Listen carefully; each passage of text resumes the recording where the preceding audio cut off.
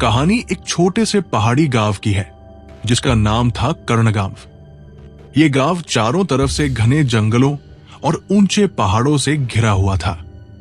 दिन में तो ये गांव शांत और सुंदर दिखता था, लेकिन जैसे ही सूरज डूबता एक अनजानी सी सिहरन पूरे गांव को घेर लेती।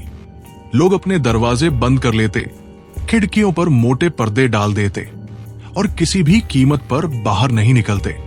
कहते हैं कई साल पहले इस गांव में एक औरत आई थी, लंबी, पतली, बेहद सुंदर, लेकिन उसकी आंखों में एक अजीब सी चमक थी।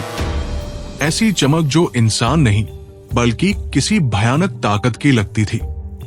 उसका नाम किसी को नहीं पता, लेकिन गांव वालों ने उसे नाम दिया डायन। गांव के बाहर की झाड़ियों में एक रात एक बच्चा गायब हो गया। उसका नाम था चीकू, 6 साल का नन्हा बच्चा जो अपने दोस्तों के साथ खेलने निकला था, लेकिन फिर कभी वापस नहीं आया। गांव वालों ने बहुत ढूंढा, हर जगह देखा, लेकिन उसका कोई सुराग नहीं मिला। 3 दिन बाद गांव के कुएं में उसका शव मिला, लेकिन वो शव ऐसा लग रहा था जैसे किसी ने उसकी आत्मा खींच ली हो। उसकी आंखें सफेद थी, चेहरा डरावने तरीके से बिगड़ा हुआ था। उस दिन के बाद से हर अमावस्या की रात को किसी न किसी की चीख गांव में सुनाई देती थी और अगली सुबह गांव का कोई न कोई इंसान गायब मिलता। गांव के बुजुर्गों ने बताना शुरू किया कि ये सब उसी औरत की करतूत है जो कई साल पहले गांव में आई थी। उन्होंने बताया कि उस औरत को गांव वालों ने जिंदा जला दिया था क्योंकि वो तांत्रिक विद्या करती थी और बच्चों की बलि चढ़ाती थी। मगर वो मरने से पहले शाप देकर गई थी कि ये गांव कभी शांत नहीं रहेगा। उसकी आत्मा हर अमावस्या को लौटेगी और एक एक करके सबको ले जाएगी।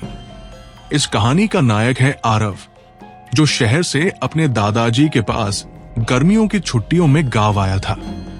वो बहुत बहादुर और जिज्ञासु था।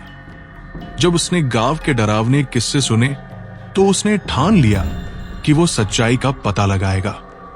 दादाजी ने उसे मना किया कि वो रात को बाहर न निकले, लेकिन आरव ने एक रात खुद डायन को देखने का निर्णय ले लिया।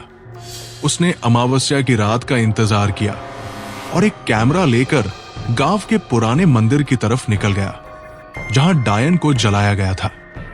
रात के ठीक 12 बजे मंदिर की घंटी खुद ब खुद बजने लगी। हवा एकदम रुक गई थी और वहां अजीब सी सड़न की बदबू फैलने लगी। आरव छुपकर सब कुछ रिकॉर्ड कर रहा था। तभी सामने की झाड़ियों से एक परछाई निकलकर मंदिर की ओर बढ़ी। वो कोई और नहीं, वही थी डायन। उसका चेहरा काला, आंखें जलती हुई, बाल बिखरे हुए और उसके पैरों की दिशा उल्टी थी। आरव की सांसें थम गई। तभी डायन ने उसकी तरफ देखा और चीख मारी, एक भयानक चीख जिससे मंदिर की दीवारें हिल गई।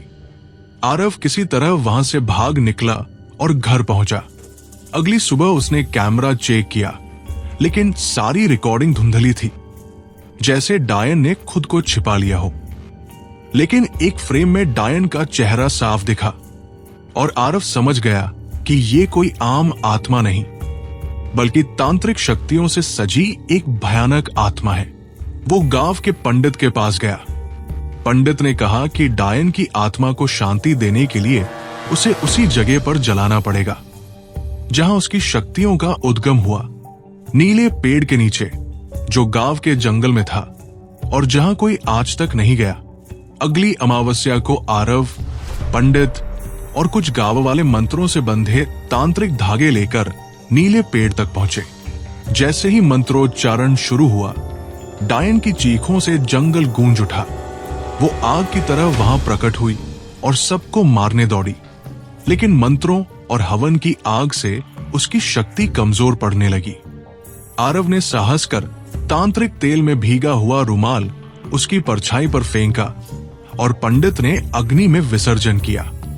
डायन की आत्मा चीखती चिल्लाती आग में समा गई और जंगल में एक अजीब सी शांति फैल गई। गांव फिर से शांत हो गया। लोग अब चैन की नींद सोने लगे। लेकिन आरव जानता था कि शैतानी शक्तियां कभी पूरी तरह खत्म नहीं होती। वो बस सो जाती है और जागने के लिए फिर किसी अमावस्या का इंतजार करती है। और तभी आरव के कमरे की खिड़की अपने आप खुली और एक जानिब जानी धीमी सी फुसफुसाहट सुनाई दी। तूने मुझे जलाया, मगर मैं राख से फिर जन लूंगी।